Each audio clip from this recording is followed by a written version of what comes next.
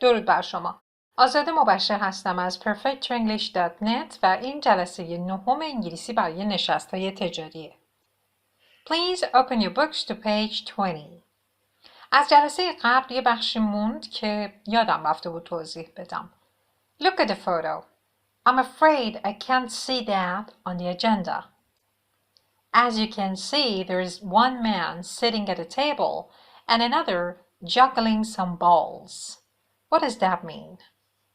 یه حباب فکری روی سر یکی از این دو نفر هست که گفته I'm afraid I can't see that on the agenda. I'm afraid اینجا یعنی متاسفانه. متاسفانه اینیو که میگی نمیتونم ببینم توی دستور جلسه. یعنی توی دستور جلسه همچین چیزی نبوده. خارج از دستور جلسه است این حرفی که میگی. و یه آقایی رو میبینید که ایستاده و داره جاگل میکنه. J-U-G-G-L-E.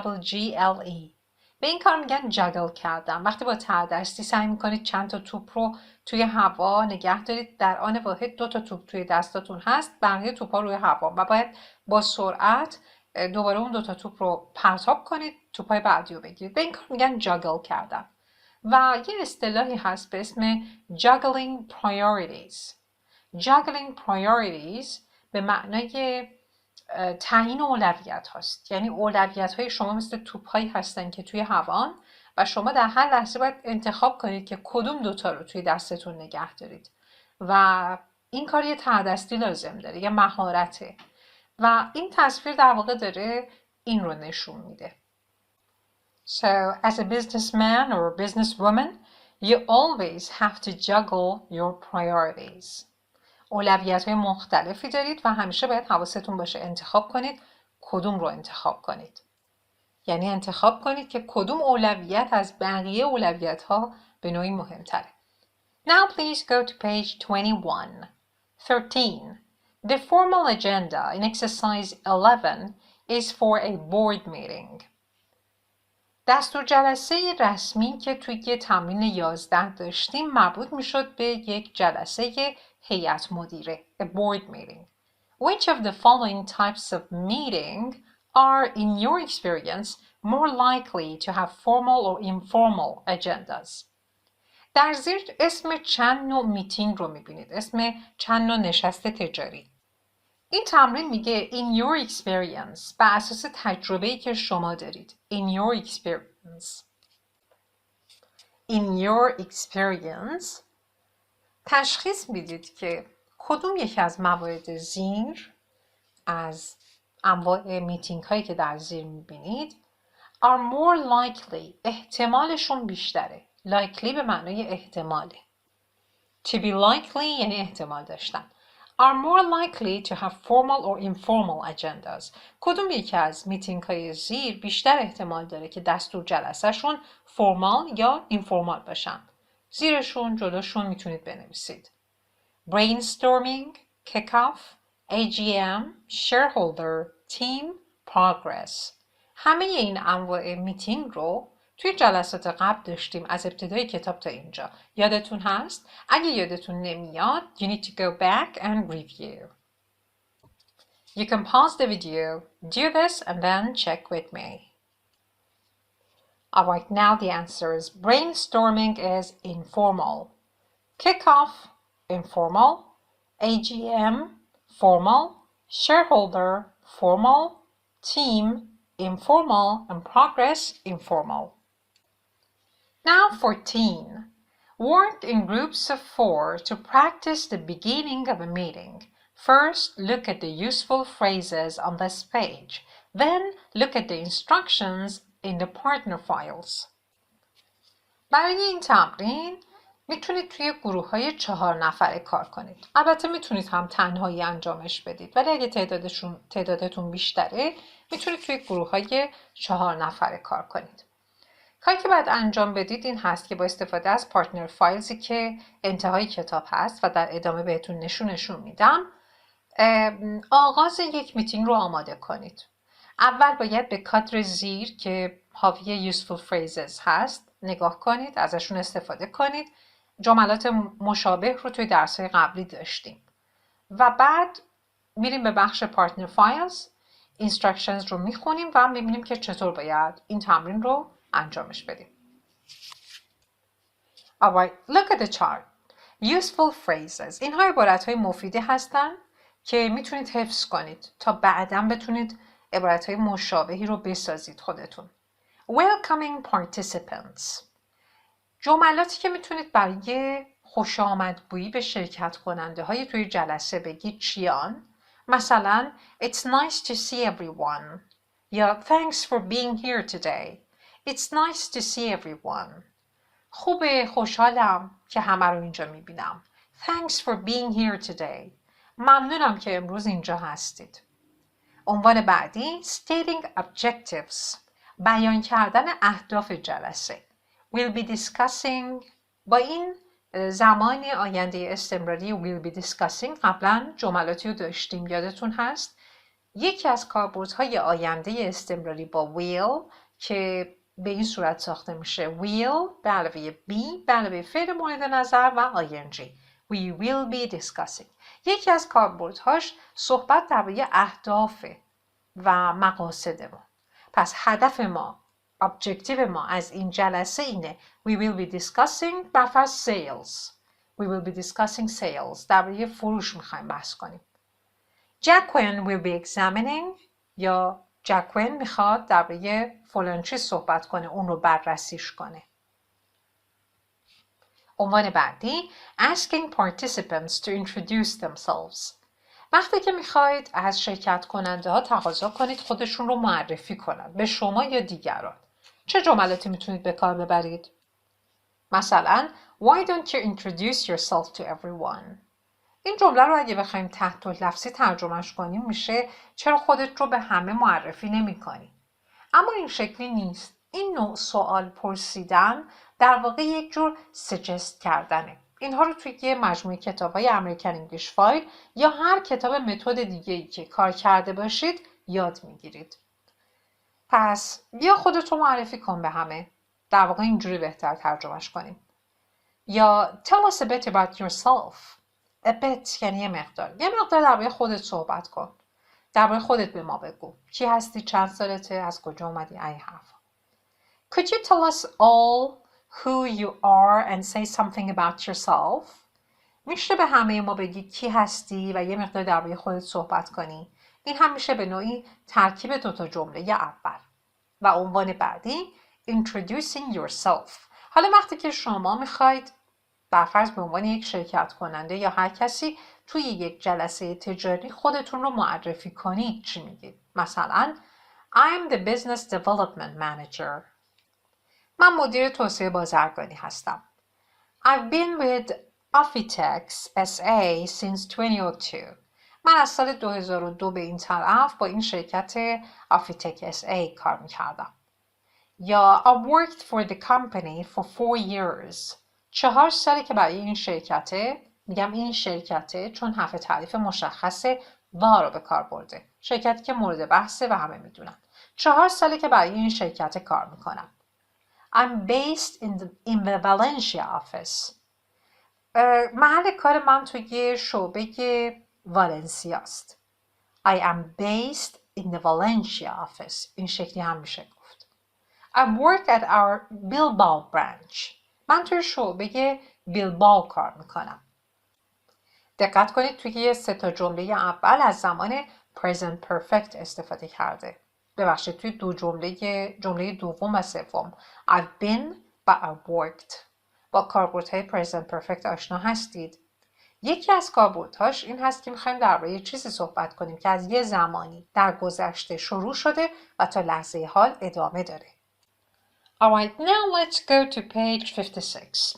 میریم به صفحه 56. Unit 2, exercise 14, 5-3. The upper right side of the page. گوشه بالا سمت راست این صفحه. نگاه کنید partner A. اولین نفرتون از 4 نفرتون اگه میخواید 4 نفری کار کنید این فایل رو داره. دقت کنید میخونم. You work for Barotech PLC, an office equipment company with branches across Europe. Barotech اسم یک شرکت هست. نگاه کنید وقتی وسط نوشته یهو حرف اول یک کلمه کپیتال میشه یعنی اون کلمه proper هست، اسم خاصه. اسم خاص، اسم شرکت ها، اسم آدم ها، حرف اولشون حتی اگه وسط جمله باشه باید کپیتال نوشته بشه. بروتک اسم این شرکته و کنارش نوشته PLC، مخفف Public Limited Company، شرکت عمومی محدود به اصطلاح. پس you work for Berotech PLC، شما برای این شرکت عمومی محدود که اسمش هست بروتک کار میکنید و البته خب تو فارسی هم خیلی رایج هست میگن PLC. An Office Equipment Company، این شرکت چیه؟ شرکت تجهیزات اداریه. Office Equipment تجهیزات اداریه. With branches across Europe، که شعبه هایی، branches جمع branch به معنای شعبه است. یه معنای دیگه شاخه درخته، اما اینجا توی کانتکست تجاری معنای شعبه میده که شعبه هایی در سراسر اروپا داره. across Europe داره. The firm یک کلمه دیگه به معنای کمپانی هست، به معنای شرکت. The firm has recently been taken over by a US company which wants to implement its quality control methods at Berotech. حالا گفته the firm، حرف تعریف مشخص the آورده. چرا؟ قبلش صحبت کرد، درباره بروتک صحبت کرد. حالا منظورش از the firm همین بروتک هست، همین شرکتی که شما براش کار میکنید. The firm has recently been taken over. اخیراً take over شده. take over به چی میگن؟ به بلعیدن شرکت میگن. زمانی که یه شرکت دیگه میاد مثلا بیشتر سهام شرکت رو میخره و اون رو تبدیلش میکنه به زیر مجموعه خودش، یا ادغام دو تا چند تا شرکت با هم هست و یه شرکت این وسط تیک اوور میشه. پس این شرکتی که شما براش کار میکنید recently، اخیراً تیک اوور شده توسط یک شرکت آمریکایی. which wants to implement its quality control methods at Berotech. Implement means put into effect. Implement یعنی استفاده عملی از چیزی کردن. حالا این شرکت آمریکایی که اومده شرکت شما رو تیک اوور کرده چیکار میخواد بکنه؟ میخواد روش‌های کوالیتی کنترل خودش رو که مخففش میشه QC، روش‌های کنترل کیفی که خودش داره توی بروتک به اجرا در بیاره. The US company has selected staff from all levels of the business to act as quality workers and is holding a series of meetings to launch the project. این شرکت آمریکایی staff رو انتخاب کرده. نگاه کنید staff یک کلمه‌ایه که مفرد و جمعش یکسانه. یعنی اینجا به شکل مفرد به کار نرفته، جمع هست ولی اس جمع نمیگیره. اومده از بین کارکنان بروتک from all levels of the business، از هر سطحی از این تجارت که بوده افرادی رو انتخاب کرده to act as quality workers، که به عنوان کارمنده بخش quality کار کنن، یا در واقع یه عنوانی هم بهشون داده quality workers و کپیتالش کرده، یعنی کارمندهایی که کارشون کار کیفیه، کار درست و حسابی و عمیقه. and is holding a series of meetings to launch the project، و داره یک سری نشست یا جلسه تجاری برگزار میکنه تا این پروژه رو لانچ کنه، شروعش کنه، استارتش بزنه. حالا نقش شما چیه؟ You are the chairperson at one of these meetings. شما رئیس جلسه یکی از این نشست‌های تجاری هستید که اون شرکت آمریکایی داره برگزار میکنه. Welcome the other participants. ابتدا به بقیه شرکت کننده ها خوش آمدگویی کنید، خوش آمد بگید. Explain the objectives of the meeting to them. اهداف جلسه رو براشون توضیح بدید. Ask them to introduce themselves. ازشون بخواید که خودشون رو معرفی کنن. And provide some background information about their work for Berotech. و بهتون بگن که زمانی که توی بروتک کار میکردن چه کار میکردن. یه مقداری background information بهتون بدن. یعنی درباره سابقه شون، پیشینه‌شون صحبت کنن. Now look at the note. به این نوت زردرنگ نگاه کنید. به صورت خلاصه بهتون گفته جمله سازی نکرده. با تمرین‌های قبلی که انجام دادید باید بتونید این رو هم انجام بدید و میتونید ارسال کنید که تصحیح بشه. با استفاده از این نوت‌ها باید این کارها رو انجام بدید. اول چه کار میکنید؟ اول خوش آمدگویی میکنید. بعد اهداف نشست رو توضیح میدید. از افرادی که شرکت کردن میخواید که خودشون رو معرفی کنن و از سابقهشون صحبت کنن، درباره بک‌گراندشون صحبت کنن. Objectives of meeting. Ask team members to introduce themselves. از اعضای تیم بخواید که خودشون رو معرفی کنن. Explain the quality control method. درباره روش کنترل کیفی یا quality control صحبت کنید، توضیح بدید. Brainstorm ideas about how the method can be implemented at Barotech. و برای اینکه ببینید چطور از اون روش میشه توی بروتک استفاده کرد و توی بروتک اون روش رو پیاده سازی کرد، برینستورم کنید. برینستورم چی میشه؟ طوفان فکری. جلساتی بود که از همه میخواستید ایده پردازی کنن و نظرشون رو بگن. Now look at page 57. The right column. حالا به صفحه 57 نگاه کنید. ستون سمت راست. Unit 2 Exercise 14 File 7 and File 8. اینی که نوشته روش فایل 7 و بعدیش فایل 8. اون بخش اولش پاراگراف اول عین همون چیزیه که براتون تازه خوندم از صفحه 56. فرقی نداره. اما پاراگراف دوم نقش نفر دومتون هست. You are one of the quality workers. The chairperson will ask you to introduce yourself and your work for the company. Use the following details. شما یکی از اون quality worker ها هستید و رئیس جلسه از شما میپرسه و از شما درخواست میکنه که خودتون رو معرفی کنید، درباره کارتون صحبت کنید که برای شرکت چه کار میکردید. از جزئیاتی که در زیر اومده استفاده کنید. مثلا جلوی name نوشته use your own name. اسم خودتون رو بگید. job title به عنوان شغلی میگن. اینجا نوشته administrative assistant. administrative assistant در واقع همون منشیه. کلمه secretary که قبلا به عنوان منشی به کار می رفته الان دیگه یه جوری از مد افتاده است توی زبان انگلیسی و به جاش از assistant یا administrative assistant استفاده میشه. Based in یعنی این که بگید شما توی کدوم شعبه هستید. Use your own town. اسم شهر خودتون رو بگید. Joined company 2002. زمانی که به این شرکت ملحق شدید سال 2002 بوده. حالا جمله سازی هاش با خودتون هست و باید بتونید از زمانهای مختلف مثل present perfect به خوبی استفاده کنید. میریم بخش بعدی فایل 8. بازم همینه. یعنی پاراگراف اول و دوم عین فایل 7 هست، فرقی نداره. قضیه تیک اوور شدن شرکت مطرحه و اینکه شما هم یکی از این quality worker ها هستید. تفاوت در جزئیاته. نگاه کنید دیتیلزی که برای شما نوشته اینجا هست. Name, use your own name. باز هم از اسم خودتون استفاده میکنید. Job title, عنوان شغلیتون.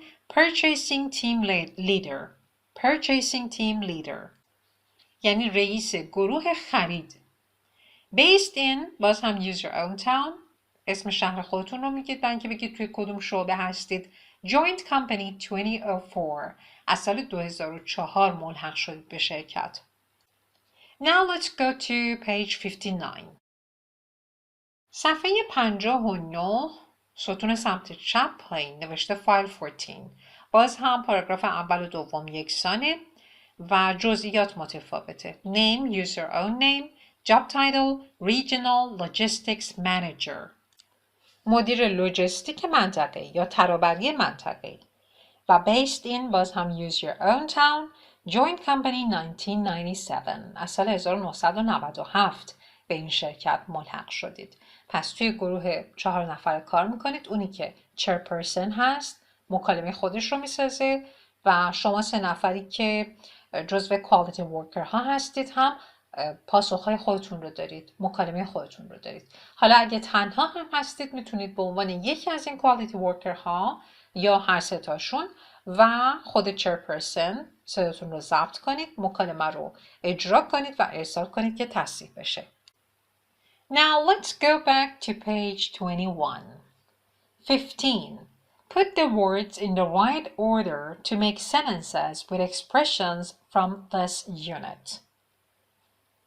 از 1 تا 8 در واقع جملاتی میبینید که کلماتشون به هم ریختن. شما باید اینها رو از حالت به هم ریخته در بیارید، unscramble کنید و جملات درست بسازید. حالا ممکنه سوالی باشن، ممکنه هم هست که statement باشن. توی این جملات از اصطلاحاتی که توی این فصل یاد گرفتید استفاده شده. You can pause the video, do this and then check with me. Okay, the answers. Number 1, let me introduce my colleague. اجازه بدید همکارم رو بهتون معرفی کنم. Number 2, is this the first time you've come here for a meeting? دوباره میخونم. Number 2, is this the first time you've come here for a meeting? اولین باره که برای یک جلسه اینجا میاید. Number 3, does everyone know Ms. Margaret Smith? آیا همتون با خانم مارگارت سمیت آشنا هستید؟ Number 4, I hope you had a pleasant journey. امیدوارم سفر خوشی رو تجربه کرده باشی. Number 5, tell us a bit about yourself. یه مقدار درباره خودت بهمون بگو. Number 6, let's get down to business. بریم به کارا برسیم. Number 7, it's nice to meet you in person. In person یعنی شخصاً. یعنی در واقع از طریق تلفن نباشه، از طریق ایمیل نباشه، حضوری باشه. In person به این معناست، شخصاً، حضوری. چقدر خوبه که حضوری دارم میبینمت یا میبینمتون. یعنی دیگه ارتباطمون با ایمیل و نامه و تلفن و اینها نیست. حضوری و شخصاً داریم همدیگه رو میبینیم. And number 8, Sally can't be with us today. سالی امروز نمیتونه پیش ما باشه. این هم به نوعی apologize کردن on behalf of others هست، از طرف دیگران. Now please look at the box. Your company has been left $50,000 in the will of a former employee. will به معنای وصیت‌نامه است. توی وصیت‌نامه یکی از کارمندهای سابق a former employee برای شرکت شما $50,000 به عنوان ارثیه واگذار شده. این جمله توش مجهول دیده میشه. Your company has been left. Has been left. این مجهول پسیوه. در واقع بوده a former employee has left your company $50,000. یا your company has been left $50,000. پس یک کارمند سابق $50,000 به ارث گذاشته برای شرکت شما. The will states that the money should be spent on improving the lives of present employees.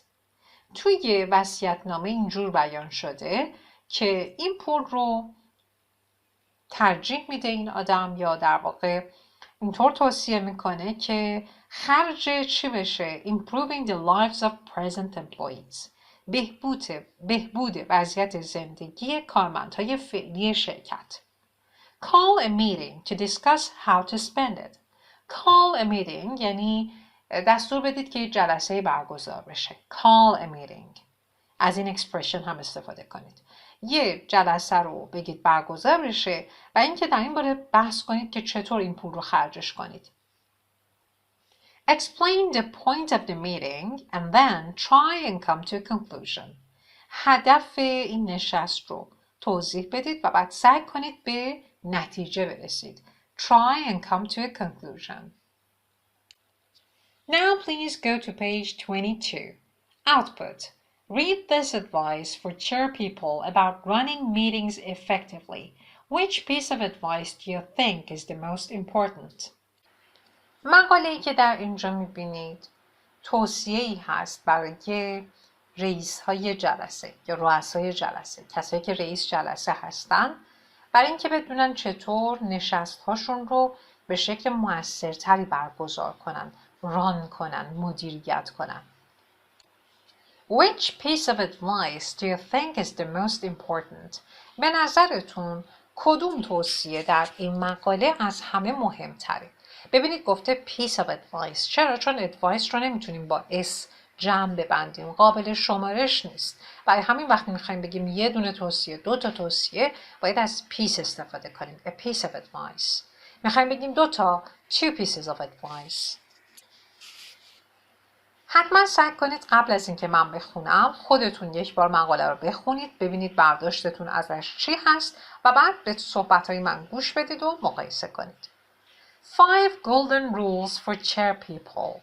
5 توصیه طلایی برای رؤسای جلسه. Time is God in meetings. زمان توی جلسات تجاری خداست. در واقع یعنی میخواد بگه خیلی مهمه. و میدونید که God منظور اگه خدایی یکتا باشه با جی بزرگ نوشته میشه. جی کپیتال. اما اینجا با جی کوچیک اومده. وقتی God رو با جی کوچیک می نویسن منظورشون اله و الهه ها هست. حالا منظور این هست، گاهی اوقات هم این اکسپرشن رو با جی بزرگ می نویسن. منظور این هست که زمان خیلی مهمه. Don't let a discussion run on unnecessarily. اجازه ندید یه بحثی که ضرورتی نداره همین شکلی ادامه پیدا کنه. Run on means continue without stopping. And unnecessarily is an adverb here. Unnecessarily یک قید اینجا و run on یه فعل مرکبه، یک phrasal verb هست به معنی چیزی که همینجور به معنی در واقع ادامه پیدا کردن بدون اینکه متوقف بشه. If an issue can't be resolved in this meeting, cut the discussion off and continue it in a later meeting. اگه یه مسئله، یه ایشوی can't be resolved in this meeting توی این نشست تجاری نمیتونه حل بشه، cut the discussion off بحث رو متوقف کنید and continue it in a later meeting و در یک neshast دیگه، نشستی که بعداً later meeting بعداً برگزار میکنید ادامهش بدید. But if you and your colleagues have to reach a decision today, be honest and tell them that they'll have to sit there until the job is done.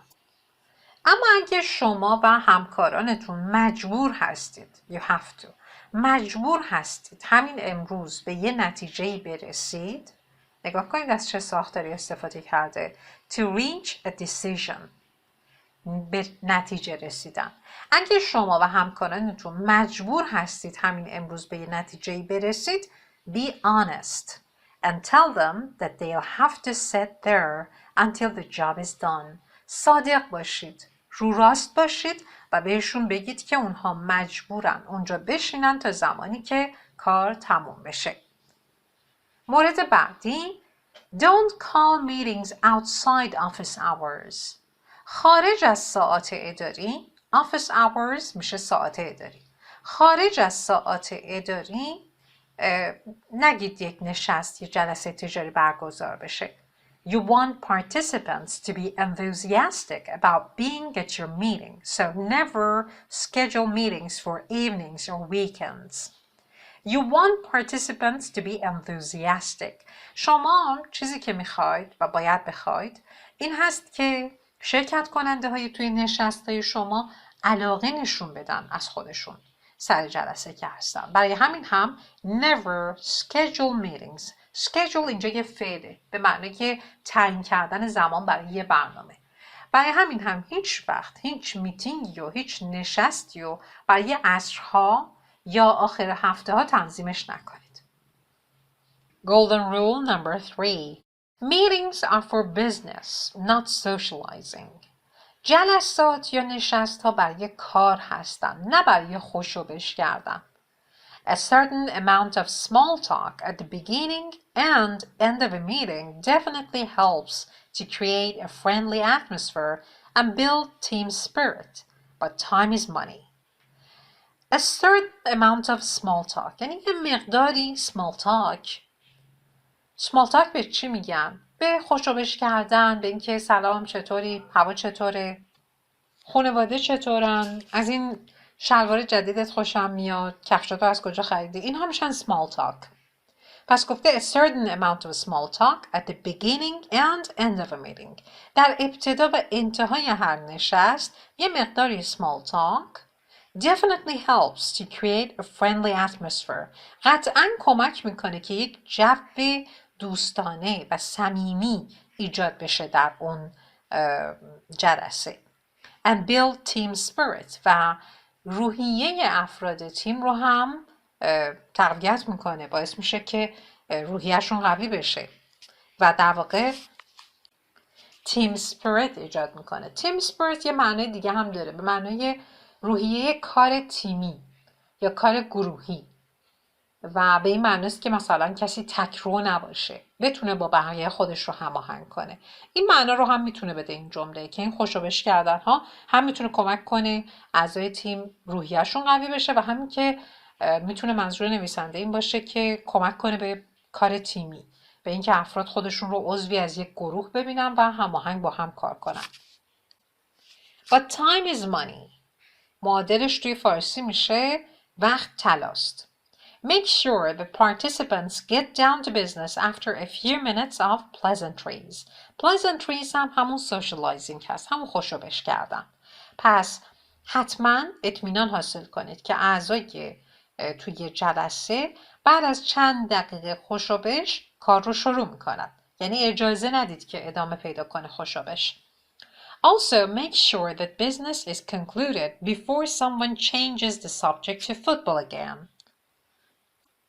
conclude کردن یعنی به نتیجه رسوندن.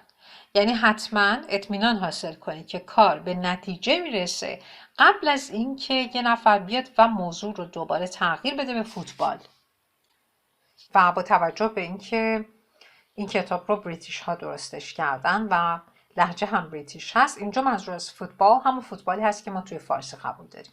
اگه انگلیسی آمریکایی بود منظور از فوتبال ساکر میشد، ولی اینجا نه، منظور ببخشید اگه توی انگلیسی آمریکایی بود منظور از فوتبال راگبی میشد، اما اینجا نه، منظور خود فوتبال هست.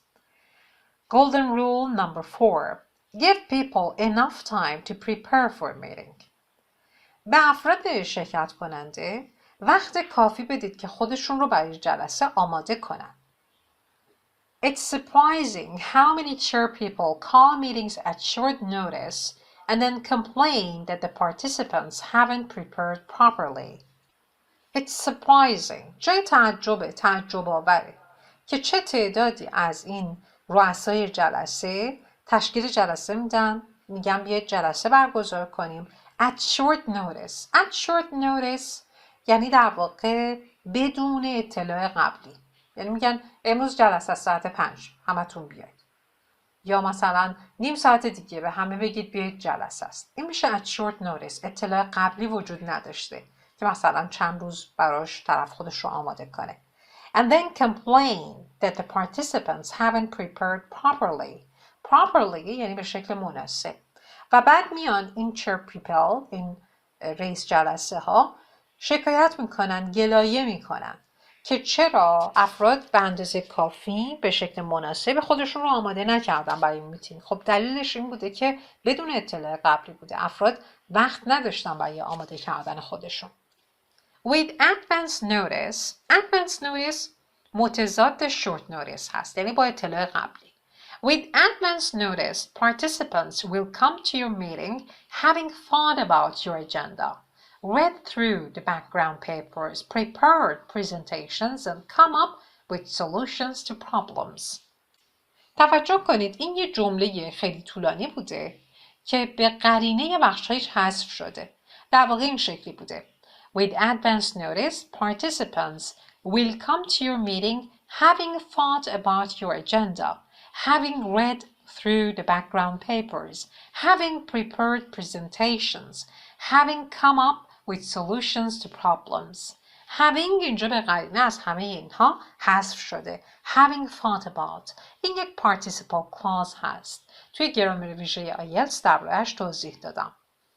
پس with advance notice با اطلاع قبلی participants شرکت کننده ها در حالی وارد جلسه میشن که درباره اجندا، درباره دستور جلسه فکر کردن. در حالی وارد جلسه میشن که background papers رو خوندن. background paper به چی میگن؟ background paper به مقاله‌ای، نوشته‌ای، چیزی میگن که درباره سوابق مربوط به یه مسئله است. مثلا میخوان درباره فروش پایین شرکت صحبت کنن، background paper که براش هست از قبل به شرکت کننده های جلسه داده میشه درباره این هست که فرضاً تحلیل فروش از 3 سال پیش به این طرف به چه شکلی بوده، آپ اند داونش کجاها بوده. اینا بک‌گراند پیپرن. برای اینکه شما از قبل آماده باشید، بدونید که میخواید صحبت کنید یا ایده پردازی کنید، قبلا این مشکل به چه صورتی بوده، از کی تا حالا این مشکل عود کرده، کجا بهبود پیدا کرده و این به اصطلاح اطلاعات پس زمینه و سابقه رو داشته باشید. پس شرکت کننده ها در حالی میان شرکت میکنن که به دستور جلسه خوب فکر کردن، بک‌گراند پیپر رو خوندن و خودشون رو برای ارائه ها آماده کردن و همچنین برای مشکلاتی که مطرح شده راه حل پیدا کردن. To come up with a solution یعنی پیدا کردن یک راه حل. یعنی در واقع فکر کردن به این که چطور میشه یک راه حل رو پیدا کرد. اما وقتی شما come up with a solution میکنید یعنی راه حل رو پیدا کردید. come up with something یعنی رسیدن بهش، پیدا کردنش. پس اگه advance notice وجود داشته باشه، اطلاع قبلی وجود داشته باشه، به این شکل شرکت کننده ها حاضر میشن. And the last golden rule, meetings should be democratic in approach and spirit. روشی که با استفاده از اون جلسه رو برگزار میکنید و روحیه حاکم بر جلسه باید حاوی دموکراسی باشه. یعنی با دیکتاتوری جلسه رو پیش نبرید. The only point in bringing people together for a meeting is to let them discuss an issue. تنها هدف این که افراد رو جمع میکنید توی یک جلسه این هست که درباره یه مسئله بحث کنن همشون. If you want to announce decisions that have been made, don't do it in a meeting, but find another way of communicating it. اگه میخواید یه تصمیمی رو که گرفته شده اعلامش کنید به بقیه خبر بدید، جلسه نذارید براش. یه راه دیگه پیدا کنید برای بیان کردنش. Your meetings should have a creative and open atmosphere so that your people can make interesting contributions to the discussion. جلسات شما باید به شکلی باشن که جو حاکم بر اونها حاوی خلاقیت باشه، جو بازی باشه تا افرادی که شرکت میکنن توی جلسه بتونن توی اون بحث ها نقش داشته باشن، نقش موفقی داشته باشن. To make a contribution to something means to do something to help make it successful. وقتی شما یک contribution to something دارید، حرف اضافهش to هست، یعنی در یه چیزی نقش داشتن، کمک کردن به یه چیزی. Now over to you. Do you agree with the advice given here? با توصیه‌ای که اینجا ارائه شد موافقید شما؟ In which order of importance would you put the 5 golden rules? اینجا یک در واقع conditional نصفه میبینید. Result clause conditional type 2 رو میبینید. شرطی نوع 2 رو میبینید که نصفش فقط جمله نتیجهش اومده. برای همین از would استفاده کرده. In which order of importance would you put the 5 golden rules? به چه ترتیبی شما این 5 توصیه طلایی رو قرار میدید؟ یعنی اگه قرار بوده، این بخشش حذف شده، اگه قرار بوده که شما این 5 تا رو پشت هم ردیفشون کنید، ترتیبشون به چه صورت می بود؟ یعنی اول کدوم توصیه رو قرار میدادید به ترتیب اهمیت؟ دوم کدوم؟ سوم کدوم؟ آخری کدوم بود؟ نظر شما چیه؟ انواع شرطی ها از کتاب دوم و سوم امریکن انگلیش فایل به بعد آموزش داده شدن. What other pieces of advice can you give to cheer people? حالا شما به عنوان کسی که تجربه شرکت توی نشست‌های تجاری رو دارید، چه توصیه دیگه‌ای میتونید داشته باشید برای کسی که رئیس جلسه است؟ You can record your voice answering these and send it to us to be corrected. باز هم مثل همیشه میتونید در این مورد در پاسخ به این سوال‌ها صداتون رو ضبط کنید، ارسال کنید که تصحیح بشه. Thanks for watching or listening. Good luck.